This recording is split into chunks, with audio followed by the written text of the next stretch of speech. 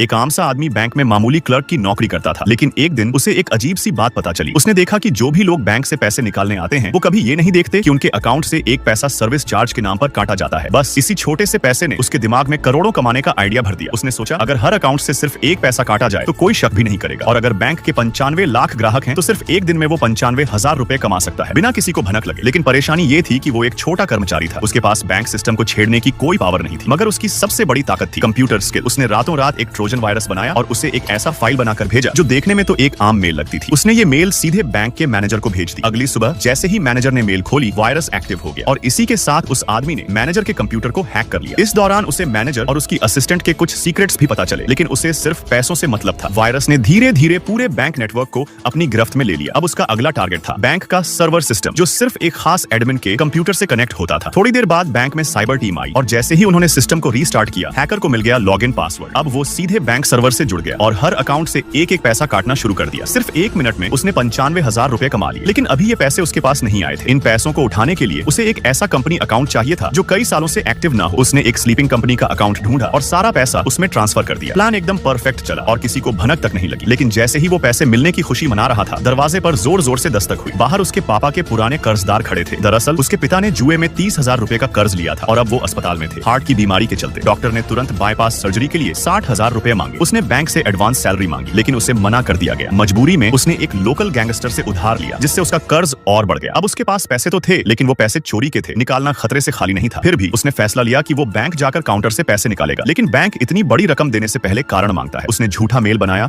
और खुद को उस स्लीपिंग कंपनी का कर्मचारी बताकर पैसे निकलवाने का बहाना बनाया। सब कुछ प्लान के मुताबिक चला, पैसे मिल गए। लेकिन जैसे ही बाहर निकला, गुंडे फिर आ गए। भागते भागते वो एक काली कैब में घुसा और पैसे देकर अपनी जान बचाई। बैंक जाकर पैसे निकाले, गुंडों को दिए और अपने पापा का इलाज करवाया। उसने सोचा कि अब सब कुछ ठीक हो जाएगा, लेकिन अगले दिन बैंक में हड़कंप मच गया। बैंक मैनेजर की मौत हो गई थी, बैंक सील कर दिया गया और पुलिस आने वाली थी। उसे डर था कि पुलिस सर्वर को चेक करेगी और अगर उसकी मेल मिल गई तो सब खत्म। उसने तुरंत बैंक का फ्लोर प्लान निकाला और 4 मंजिला बिल्डिंग के उस कमरे तक जाने की प्लानिंग की जहां से सर्वर चलता था। लेकिन वहां जाना आसान नहीं था। वहां जाने के लिए ऊंचे लेवल की आईडी और फिंगरप्रिंट चाहिए थे। फिर एक मौका हाथ लगा। एक सीनियर स्टाफ टॉयलेट में आया और उसने मोबाइल में ग्लास गार्ड लगाया हुआ था। हैकर ने उस पर लगे फिंगरप्रिंट को चुरा लिया और खुद को सफाई कर्मचारी बनाकर अंदर चला गया। उसने सीवीसी फुटेज डिलीट किए, सिस्टम अपडेट किया ताकि सर्वर 15 मिनट के लिए बंद हो जाए और उतने टाइम में वायरस को मिटा सके। टाइम कम था, टेंशन हाई थी, लेकिन वो कामयाब रहा।